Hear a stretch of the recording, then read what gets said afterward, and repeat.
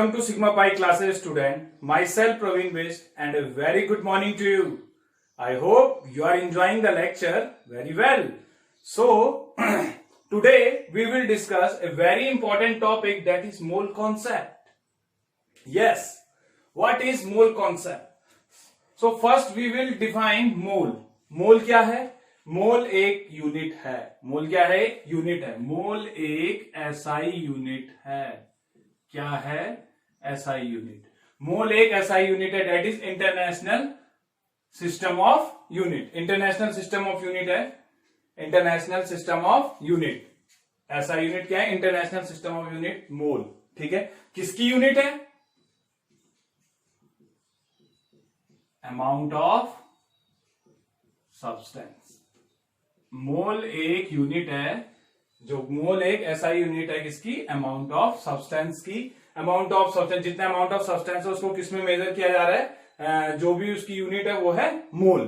ठीक है. SI unit मोल है अमाउंट ऑफ सब्सटेंस की. अब ये मोल क्या क्या डिफाइन करता है? मोल आपको, मोल गिव इंफॉर्मेशन अबाउट. मोल आपको इंफॉर्मेशन देता है. मोल क्या देता है आपको? इंफॉर्मेशन देता है. किस किस के बारे में? नंबर के बारे में, मास के बारे में और वॉल्यूम के बारे में. ये आप देखोगे इसमें. मोल आपको इंफॉर्मेशन देता है नंबर के बारे में, मास के बारे में और वॉल्यूम के बारे में. एक एक करके देखेंगे, बहुत अच्छे से आपको क्लियर हो जाएगा. कंफ्यूज नहीं होना है. कई बच्चे इसमें कंफ्यूज रहते हैं, आपको इसमें कंफ्यूज नहीं होना है. मोल आपको इंफॉर्मेशन देता है नंबर के बारे में, मास के बारे में और वॉल्यूम के बारे में.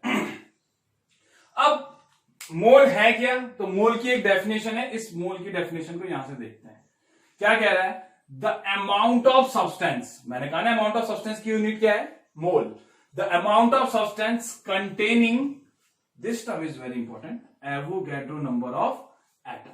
द अमाउंट ऑफ सब्सटेंस, जितना अमाउंट ऑफ सब्सटेंस कंटेन कर रहा है एवोगैड्रो नंबर ऑफ एटम और या फिर molecule is called mole. The amount of substance containing Avogadro number. अब ये एवोगैड्रो नंबर क्या है? एवोगैड्रो नंबर को Na से डिनोट करते हैं. एवोगैड्रो नंबर को किससे डिनोट करते हैं? Na से. और एवोगैड्रो नंबर में जो वैल्यू होती है वो होती है 6.022 इंटू 10 की पावर 23. 6.022 इंटू 10 की पावर 23 ये Na एवोगैड्रो नंबर है. तो जो अमाउंट ऑफ सब्सटेंस कंटेन करेगा इतना नंबर, एवोगैड्रो नंबर जो कंटेन करेगा जिसकी वैल्यू 6.022 1023 है, या तो एटम या मॉलिक्यूल, उसे हम मोल कहेंगे. ठीक है. अब ये तो डेफिनेशन हो गई मोल की. मोल क्या बताता है? जस्ट एक नंबर बता रहा है. मैंने कहा ना मोल इंफॉर्मेशन देता है नंबर, मास और वॉल्यूम. सबसे पहले नंबर की बात हो रही है, तो मोल आपको क्या बताता है? एक नंबर बताता है. ठीक है. मैं इसको रब कर दूं, ये आपने नोट कर लिया होगा. तो देखो इसमें क्या होता है, मोल आपको नंबर बताता है. तो मोल आपको नंबर क्या बताता है? 1 मोल इक्वल टू, हम लिख सकते हैं 6.022 इंटू 10 की पावर 23. ठीक है. एक मोल में इतना नंबर होता है. ठीक है. ये नंबर एवोगैड्रो नंबर के इक्वल होता है. लेकिन ये चीज गलत होगी कि एक मोल कितना क्या. ठीक है. तो एक मोल 6.022 इंटू 10 की पावर 23. ठीक है. ये एक वैल्यू हो गई एक मोल में, जो कि मैंने कहा कि मोल आपको नंबर बताता है. तो मोल क्या है? एक यूनिट है. अगर अब हम चाहते हैं, हमने कहा कि एक मोल एटम, एक मोल एटम, तो एक मोल एटम क्या होगा? 1 mole of atom is equal to, एक मोल एटम में कितने नंबर ऑफ एटम होंगे? एक mole atom is equal to 6.022 into 10 की पावर 23 नंबर ऑफ एटम्स. मतलब एक मोल का मतलब 6.022 10 पावर 23. और एक मोल एटम कितने होंगे? एक मोल एटम में कितने नंबर एटम होंगे? 6.022 10 पावर 23. मतलब एक मोल एटम का मतलब इतने नंबर एटम. एक मोल एटम किसके इक्वल है? 6.0 10 पावर 23 नंबर ऑफ एटम. ऐसे ही अगर आप लिखते हो 1 mole of 1 mole molecule, 1 mole molecule, तो 1 मोल मॉलिक्यूल क्या होंगे? तो 1 मोल मॉलिक्यूल, एटम नहीं लिखेंगे आप, एक मोल मॉलिक्यूल की बात कर रहा. तो एक मोल मॉलिक्यूल में 6.022 इंटू 10 की पावर 23 नंबर ऑफ मॉलिक्यूल होंगे. 6.022 10 to 23 नंबर ऑफ मॉलिक्यूल होंगे. इतने नंबर ऑफ मॉलिक्यूल होंगे एक मोल मॉलिक्यूल में. ऐसी आयन, तो एक मोल का मतलब कोई भी आप मोल को किसी के साथ भी जोड़ते हो उतने नंबर ऑफ आयन, पार्टिकल कुछ भी हो सकते हैं. ठीक है. तो इसीलिए लिखा था amount of substance contain, counting, count करना. तो जैसा मैंने बोल दिया एक मोल आयन, अगर आपके पास आयंस है, जैसे सोडियम आयन है, क्लोराइड आयन है, आप बोल रहे हैं 1 मोल आयंस है, तो 1 मोल आयंस किसके इक्विवेलेंट होंगे? 6.022 इंटू 10 की पावर 23 आयंस। 1 मोल आयंस, 1 मोल में कितने आयंस होंगे? 6.022 10 23 आयन। मींस 1 मोल जहां पे आ जाएगा वहां पे समझ लो इतने नंबर होंगे। अब अगर 1 मोल एटम है तो उसमें इतने नंबर ऑफ एटम होंगे, 1 मोल मॉलिक्यूल है तो उसमें इतने नंबर ऑफ मॉलिक्यूल होंगे, 1 मोल आयन होंगे तो उसमें इतने, और 1 मोल पार्टिकल होंगे तो उसमें इतने नंबर ऑफ पार्टिकल होंगे, 1 मोल इलेक्ट्रॉन होंगे तो उसमें इतने नंबर ऑफ इलेक्ट्रॉन्स होंगे। आ रही है बात समझ में? तो 1 मोल का मतलब 6.022 और जो भी है उसको उसके कॉरेस्पॉन्डिंग लिख दोगे। अब जैसे कि एग्जांपल लेता हूं, 1 mole carbon atom, 1 mole carbon atom में कितने नंबर ऑफ कार्बन एटम होंगे? तो 1 मोल कार्बन एटम में 6.022 इंटू 10 की पावर 23 एटम्स होते हैं। तो 1 मोल कार्बन एटम में कितने नंबर ऑफ एटम होते हैं? 6.022 इंटू 10 की पावर 23 एटम्स ऑफ कार्बन, पूरा लिखेंगे। 1 मोल कार्बन एटम में 6.022 10 की पावर 23 एटम्स ऑफ कार्बन। ऐसे ही अगर हम लिखते हैं 1 मोल O2 मॉलिक्यूल, 1 मोल ऑक्सीजन मॉलिक्यूल है हमारे पास, 1 मोल ऑक्सीजन मॉलिक्यूल, ऑक्सीजन एटम नहीं, O2 मॉलिक्यूल है, तो 1 मोल O2 मॉलिक्यूल में 6.022 इंटू 10 की पावर 23 एटम नहीं, molecules of oxygen, molecules of oxygen. तो 1 मोल O2, 1 मोल O2 मॉलिक्यूल, जो 1 मोल O2 मॉलिक्यूल में कितने मॉलिक्यूल्स होंगे? 6.023 मॉलिक्यूल्स। और अगर मैं बात करूं किसकी? 1 मोल ऑक्सीजन एटम की, 1 मोल ऑक्सीजन एटम में कितने मॉलिक्यूल, कितने एटम्स होंगे? 6.022 इंटू 10 की power 23 atoms of oxygen, molecule नहीं यहां पे, ऑक्सीजन, एटम्स ऑफ ऑक्सीजन, इतने ऑक्सीजन एटम होंगे 1 मोल। तो क्लियर हो गया, 1 मोल आपको जस्ट एक नंबर बता रहा है, जो भी आयंस हो, मॉलिक्यूल्स हो, पार्टिकल्स हो, एटम हो, वो उतने इक्वलेंट हो जाएंगे। तो ये मोल है। तो मोल आपको क्या कर रहा है? मोल एक ऐसा यूनिट है अमाउंट ऑफ सब्सटेंस की, ठीक है। ये तो आपको उसके नंबर के बारे में बता दिया। अब मोल से आपको मास के बारे में भी इंफॉर्मेशन देता है। अब मास क्या है तो ये भी ऑब्जर्व किया गया है, रब कर देते हैं इसको, नोट कर लिया होगा आपने। देखिए अब हम किसकी बात कर रहे हैं, तो हम ये लिख सकते हैं 1 मोल, चलो मैंने एग्जांपल ले लिया कार्बन का, कार्बन का एटॉमिक मास कितना होता है? 12। तो यहां पे पहले लिख लेते हैं 1 मोल, क्या लिखें? 1 मोल, ऐसे लिखते हैं, मास ऑफ 1 मोल ऑफ एटम।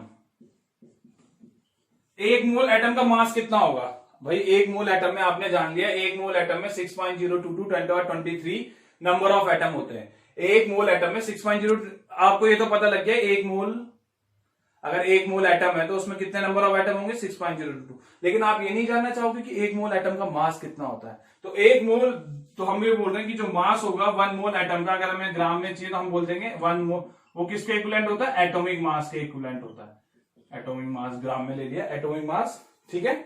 और इसको हम ये भी बोल रहे हैं, और ये इक्विवेलेंट होता है ग्राम एटॉमिक मास के, ये भी अभी हम लेटर ऑन देखेंगे, ग्राम एटॉमिक मास के 1 मोल एटम का, इसको ध्यान रखिएगा। और मास ऑफ 1 मोल ऑफ मॉलिक्यूल, अगर आपको मास चाहिए 1 मोल मॉलिक्यूल का, 1 मोल मॉलिक्यूल का मास कितना होगा? तो वो मॉलिक्यूलर मास के इक्वल होगा। किसके इक्वल होता हो? मॉलिक्यूलर मास, जो भी मॉलिक्यूल होगा उसका जो मॉलिक्यूलर मास होगा ग्राम में, इसके, और इसको हम बोलते हैं ग्राम मॉलिक्यूलर मास, और ये इक्विवेलेंट हो जाएगा किसके?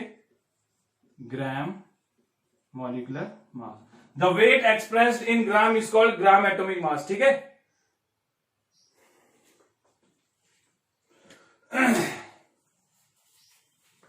तो ये मास में आ गया। अब मैं इसका एग्जांपल दे देता हूं आपको।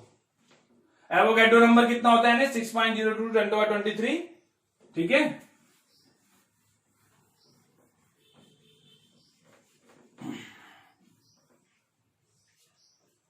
अब बात करते हैं इसी का एग्जांपल, अगर मैं दूं आपको, मैं कहता हूं एक एग्जांपल लिया मैंने लिखा 1 mole carbon atom. 1 mole carbon atom का मास कितना होगा?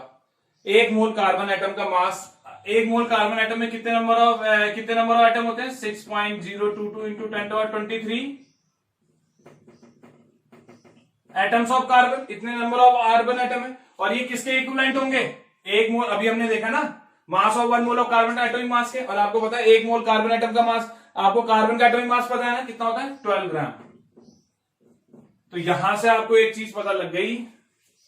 तो जो आप ये लिखते थे ना कार्बन C12, जो आप एटॉमिक मास पढ़ते हो, ना, कार्बन का 12, हाइड्रोजन का 1, ऑक्सीजन का क्या पढ़ते थे? 16, नाइट्रोजन का 14, यही तो था। तो ये एटॉमिक मास एक एटम का मास नहीं है, ये कितने का मास है? 1 मोल कार्बन एटम का मास है। मींस ये जो 12 ग्राम आप एटॉमिक मास कार्बन का 12 पढ़ रहे हो, वो 6.022 10⁻23 एटम्स ऑफ कार्बन का मास है। आई बात समझ में? तो 1 मोल कार्बन एटम में कितना मास होता है? 12 ग्राम, एटॉमिक मास के equal. Mass of 1 mole of atom is equal to atomic mass in gram. अगर मॉलिक्यूल की बात करें, mass of 1 mole of molecule is equal to molecular mass gram में। तो ये एग्जांपल आपको एटम का क्लियर हो गया। ऐसे ही ये 1 mole carbon atom 6.022 into 10⁻23 atoms of carbon, और जो किसके इक्वल हो गया? 12 ग्राम के इक्वल हो गया। तो 1 मोल कार्बन एटम में कितना मास हो गया? 12 ग्राम। 1 मोल कार्बन एटम में 6.022 10⁻23 एटम ऑफ कार्बन होते हैं, और ये 12 ग्राम कितने का मास है? 6.022 इंटू 10⁻23 एटम्स ऑफ कार्बन का मास है। तो आप नहीं चाहोगे कि एक कार्बन एटम का मास कितना होगा?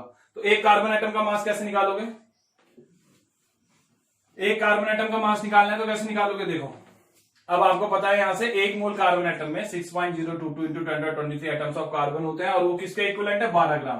तो अब वो जो 12 आप पढ़ते हो एटॉमिक मास, वो 1 मोल एटम का मास होता है, ठीक है? या फिर आप ठीक है, 1 मोल एटम का मास होता है। अब आप चाहोगे कि एक एटम का मास कितना होता है, तो एक कार्बन एटम का मास तो बहुत कम होता होगा ना। आप खुद ही सोचो, एटम इतना टाइनी पार्टिकल है, 12 ग्राम उसका मास तो होगा नहीं। तो 12 ग्राम कितने का मास है? 6.022 इंटू 10⁻23 एटम्स ऑफ कार्बन का मास है। तो एक एटम का मास कितना होगा?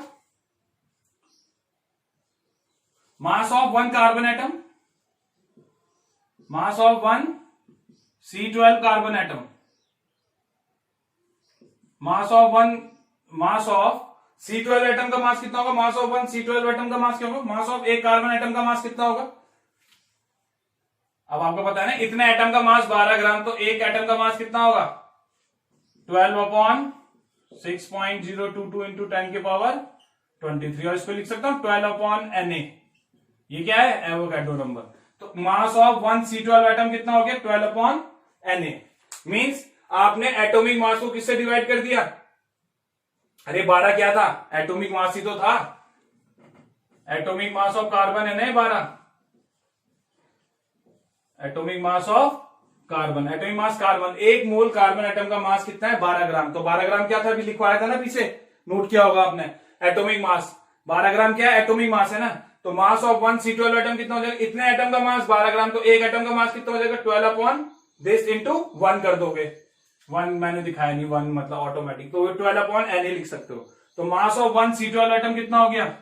जो मास है एक कार्बन एटम का, वो कितना हो गया? 12/Na, ठीक है। और इसी को अगर मैं 12 क्या है? 12 क्या था? एटॉमिक मास ऑफ कार्बन, तो लिख सकते हो आप एटॉमिक मास ऑफ, तो क्या हो जाएगा? Atomic mass over Na। तो कुल मिला के आपको यहां से ये पता लग गया कि अगर आपको एक एटम का मास निकालना है, तो आपको उसके एटॉमिक मास से एवोगाड्रो नंबर को, आपको खुद ही पता लग रहा है कि इतने एटम का मास, तो आपको यहां से खुद ही पता लग रहा है कि 1 मोल कार्बन। ऐसी और भी एग्जांपल ले सकते हो, मैंने एक एग्जांपल से आपको क्लियर कर दिया, सबके लिए ऐसी करोगे, ऑक्सीजन एटम कुछ भी। तो जैसे मैंने कहा 1 mole carbon atom is equivalent to 6.022 into 10⁻23 atoms. 1 mole carbon atom में इतने, ठीक है, एटम्स ऑफ कार्बन। और हम ये भी जानते हैं कि 6.022 इंटू 10⁻23 एटम्स ऑफ कार्बन, और ये किसके इक्वल होता? 12 ग्राम, जो कि क्या था? Atomic mass of carbon. तो 6.022 एटम ऑफ कार्बन किसके इक्वल है? 12 ग्राम के, ठीक है, 12 ग्राम, जो कि क्या है? एटॉमिक मास 1 मोल कार्बन का। तो एक एटम का मास कितना होगा? तो एक एटम ऑफ कार्बन का मास कितना होगा? 12/6.022 इंटू 10⁻23 और 12/Na। Na, और इसको आप लिख सकते हो एटॉमिक मास अपॉन Na। वही तो मैंने ऊपर लिखा था। तो क्लियर हो गया आपको, इस तरीके से आप ये कर सकते हो। तो एक मोल कार्बन एटम में इतने नंबर ऑफ एटम होते हैं और वो किसके इक्विवेलेंट होते हैं, एटॉमिक मास के इक्वल होते हैं। ऐसे ही आप मॉलिक्यूलर मास में भी करोगे। अब मैंने मान लो एटम की जगह आप कर देते हैं मॉलिक्यूल की बात कर लेते हैं। चलो हमने बात कर ली O2 मॉलिक्यूल की बात करते हैं। 1 mole of O2, 1 mole of O2 molecule, 1 mole oxygen molecule है, तो उसमें कितने नंबर ऑफ, इतने मॉलिक्यूल्स होंगे 6.023 मॉलिक्यूल्स ऑफ क्या होंगे, O2 होंगे। इतने मॉलिक्यूल्स ऑफ O2 होंगे।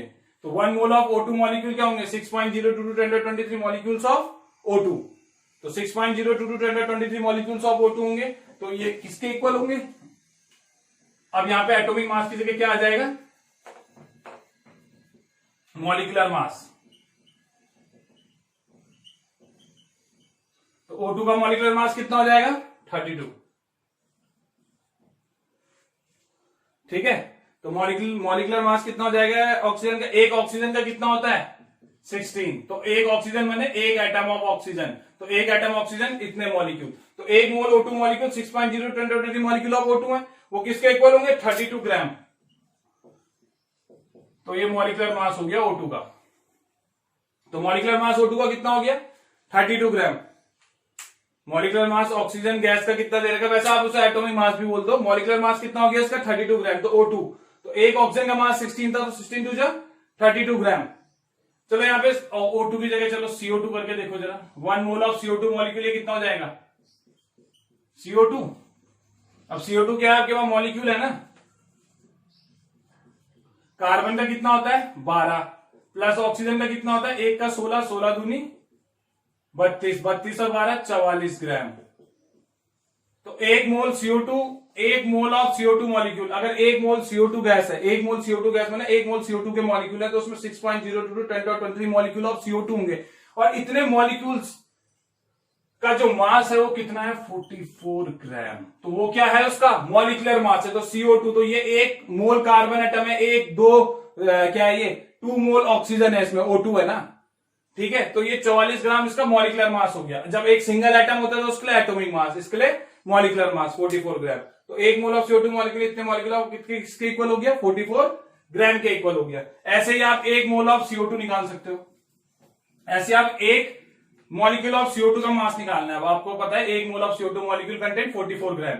तो अगर आपसे मैंने पूछा एक मॉलिक्यूल ऑफ CO2 का मास कितना होगा, 1 molecule of CO2 mass of 1 molecule of CO2, एक मॉलिक्यूल ऑफ CO2 का मास कितना होगा। तो आपको पता है एक मोल CO2 मॉलिक्यूल का मास 44 ग्राम होता है। तो मास ऑफ 1 मॉलिक्यूल ऑफ CO2 कितना होगा, 44 अपॉन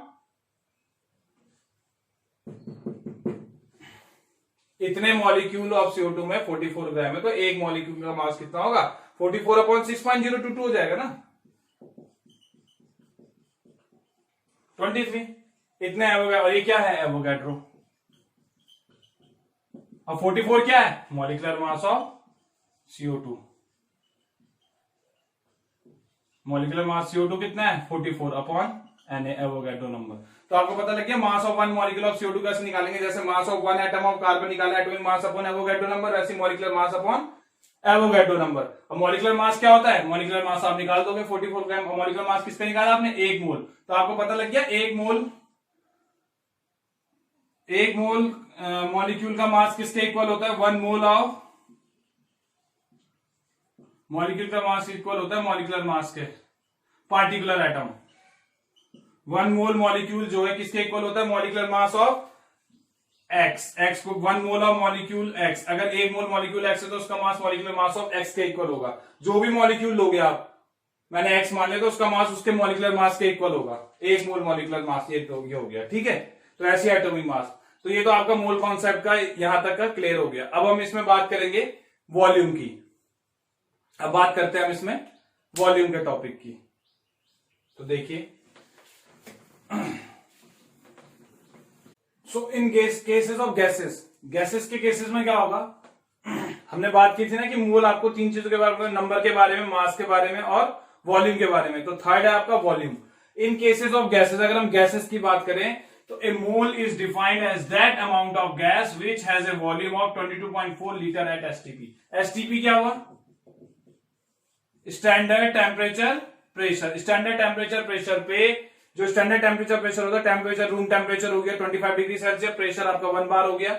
स्टैंडर्ड टेम्परेचर प्रेशर की कंडीशन में अगर आप एक मोल को डिफाइन कर रहे हो गैस के टर्म में, तो एक मोल जो गैस होगी, जैसे मान लो आपके पास 1 मोल ऑफ O2 गैस है, भाई ऑक्सीजन तो गैस ही है ना, तो गैस का जो वॉल्यूम होगा वो कितना होगा? 1 मोल O2 गैस कंटेन करती है 22.4 litre at STP. Standard temperature pressure पे 1 मोल ऑक्सीजन गैस का जो वॉल्यूम होगा 22.4 लीटर होता है। ऐसे ही 1 मोल CO2 गैस है, उसका भी जो वॉल्यूम होगा 22.4 लीटर होगा एट एसटीपी। चाहे कोई सी भी आपके पास कितनी भी 1 मोल गैस, कहने का मतलब है 1 mole is defined as the amount of gas which has a volume of 22.4 litre at STP. ये आपको ध्यान रखना है, ठीक है। तो 1 मोल गैस में 22.4 लीटर होते हैं स्टैंडर्ड टेम्परेचर प्रेशर पे। आगे बात समझ में? तो 1 मोल O2 गैस लो, चाहे 1 मोल ऑफ नाइट्रोजन गैस लो, उसका भी जो वॉल्यूम होगा स्टैंडर्ड टेम्परेचर प्रेशर पे 22.4 लीटर होता है, ठीक है। तो ये मोल का थर्ड पॉइंट था इन केसेस ऑफ गैसेस। तो गैस के केस में 1 मोल O2 gas 22.4 litre at STP, और अगर इसी को आप मास के टर्म में लिखोगे तो कितना हो जाएगा? 32 ग्राम। तो 20.4 लीटर एसटीपी पे कितना वेट होगा उसका? 32 ग्राम। ये हमने पहले वाले कॉन्सेप्ट से मिला दिया सारा। 1 मोल O2 गैस आपको पता है ना, 1 मोल O2 में कितने मॉलिक्यूल होते हैं? 6.022 into 10⁻23 मॉलिक्यूल। और वो किसके इक्विवेलेंट होते हैं? 32 ग्राम, क्योंकि ऑक्सीजन का एटॉमिक मास कितना है, वो मॉलिक्यूलर मास कितना है? 32 ग्राम। और 32 ग्राम और वेट और वॉल्यूम, अगर वॉल्यूम के टर्म में लेना है तो 1 मोल गैस कितना कंटेन करती है? 22.4 लीटर कंटेन करती है स्टैंडर्ड टेम्परेचर प्रेशर पे। क्लियर हो गया आपको? तो 22.4 लीटर 1 मोल CO2 गैस के लिए 22.4 लीटर एट एसटीपी। तो ध्यान रखना, गैसेस के केस में आएगा तो आपको पता होना चाहिए कि 1 मोल CO2 गैस 22.4 लीटर होती है एसटीपी पे। तो 1 CO2 गैस के लिए क्या होगा? अगर एक CO2 मॉलिक्यूल है, एक मॉलिक्यूल है CO2 गैस का, 1 molecule of CO2 gas, 1 molecule of CO2 gas कितना वॉल्यूम कंटेन करेगी? 22.4 लीटर ओवर एवोगैड्रो नंबर। अरे भाई 1 मोल CO2 गैस में 6.023 मॉलिक्यूल होते हैं, तो उतने मॉलिक्यूल का इतना है, तो 1 मॉलिक्यूल ऑफ गैस के लिए कितना हो जाएगा? 22.4 लीटर अपॉन Na, ठीक है।